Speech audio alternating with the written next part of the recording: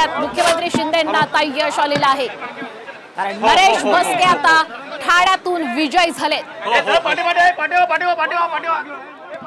आणि साम टीव्हीवर आपण ही एक्सक्लुझिव्ह दृश्य पाहतोय। मुख्यमंत्री एकनाथ शिंदे आणि विजय उमेदवार नरेश म्हस्के याशिवाय प्रताप सरनाईक आणि अनेक ठाण्याचे महत्त्वाचे पदाधिकारी नेते यावेळी शिंदेंसोबत उपस्थित आहेत।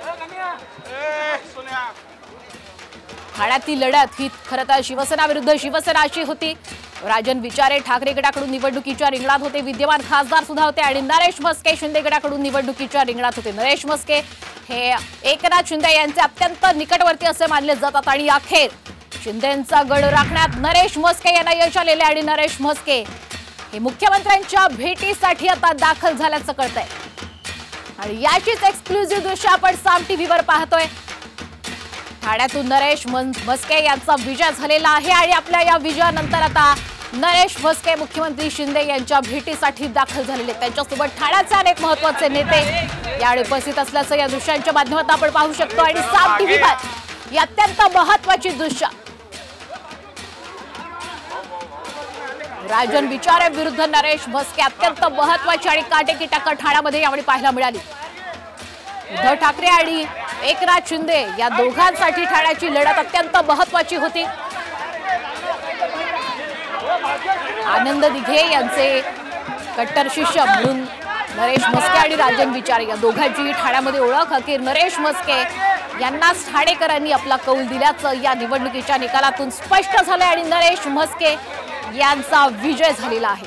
आणि आपल्या या विजयानंतर आपण पाहतोय नरेश म्हस्के आता मुख्यमंत्री एकनाथ शिंदे यांच्या भेटीसाठी दाखल झालेले आहेत आणि याचीच एक्सक्लुझिव्ह दृश्य आपण साम टीव्हीवर पाहतोय।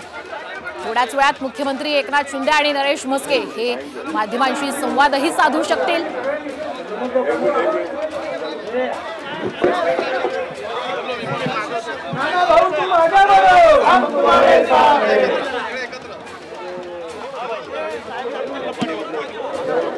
एक मिनिट थांबा भाई, थांबा दिलेच।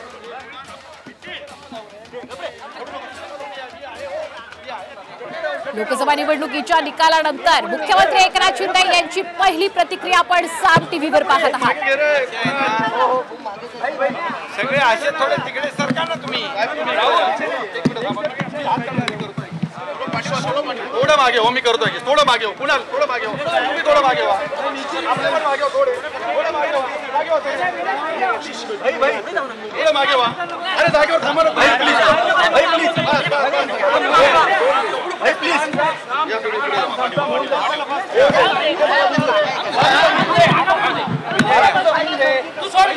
पुढे साहेब भाई प्रतिष्ठेची लढाई होती सर, आपण जिंकलेली आहे। नरेश म्हस्के जे आहेत काय सांगू, प्रतिक्रिया काय आहे?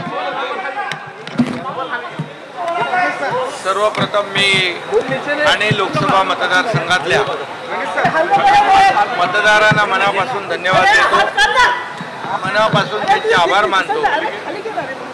कारण महायुतीचे उमेदवार नरेश म्हस्के यांना आता जवळपास 1,90,000 लीड,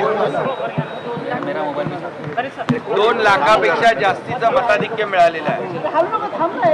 आणि त्याबद्दल मी पुन्हा एकदा मतदारांचं आणि महायुतीच्या सर्व पदाधिकारी कार्यकर्त्यांचं अभिनंदन करतो, कारण त्यांनी जी मेहनत घेतली आणि हा ठाणे लोकसभा जो आहे हा शिवसेनेचा बालेकिल्ला, धर्मवीर आनंद दिघे साहेबांचा बालेकिल्ला, बाळासाहेब ठाकरे शिवसेना प्रमुख यांचं प्रेम असलेला ठाणे जिल्हा, ठाणे लोकसभा यामध्ये महायुतीचा भगवा झेंडा विजयाच्या रूपाने डौलाने फडकतोय आणि एक सर्वसामान्य कार्यकर्ता या मतदारसंघामधून उमेदवार होता आणि सर्वांनी भरभरून प्रतिसाद दिला आणि ठाण्याचा बालेकिल्ला अबाधित राहिला ठेवला। ठाण्यामध्ये विकासाला मतदान लोकांनी केलं, जनतेने. कारण गेले अनेक वर्ष या ठाणे लोकसभा मतदारसंघामध्ये झालेला विकास आणि केलेलं काम, आणि मी आपल्याला हेही सांगेन की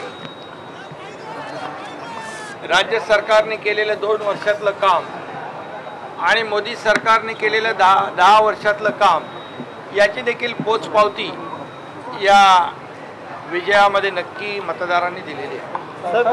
एकंदरीत पाहिजे झालं तर खरा शिक्षक कोण? गद्दार वर्सेस निष्ठावंत खरा असा एक प्रचार शिक्षक या कोण, ठिकाणी नकली करण्यात शिक्षक कोण आला. असं म्हणलं जात होतं.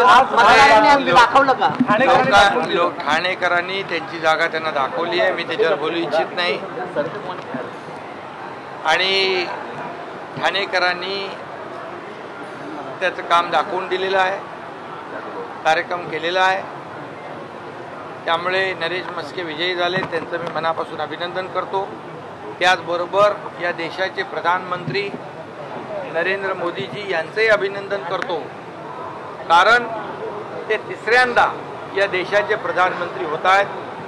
शिवसेना पक्ष हा NDAचा घटक पक्ष म्हणून त्यांच्यासोबत आहे आणि लवकरच NDAचं मोदीजींच्या नेतृत्वाखाली सरकार बनेल.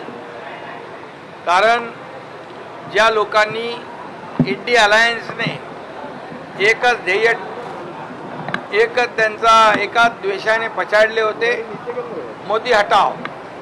मोदी द्वेषाने पछाडलेले लोक मोदीजींना तडीपार करण्याची भाषा करत होते, परंतु या देशातल्या जनतेने विकासाला मतदान केलंय आणि जे तडीपारीची भाषा करत होते त्यांना सत्तेपासून दूर ठेवून तडीपार केलेला आहे.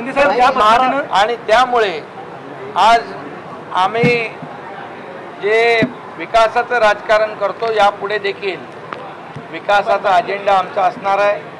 राज्यामध्ये विकासाला प्राधान्य आम्ही दिलं आहे आणि त्यामुळे ठीक आहे, या देशातल्या जनतेने पुन्हा एकदा नरेंद्र मोदीजींना पसंती दिलेली आहे. राज्यामध्ये काही प्रमाणामध्ये विरोधकांनी जो काय अपप्रचार केला,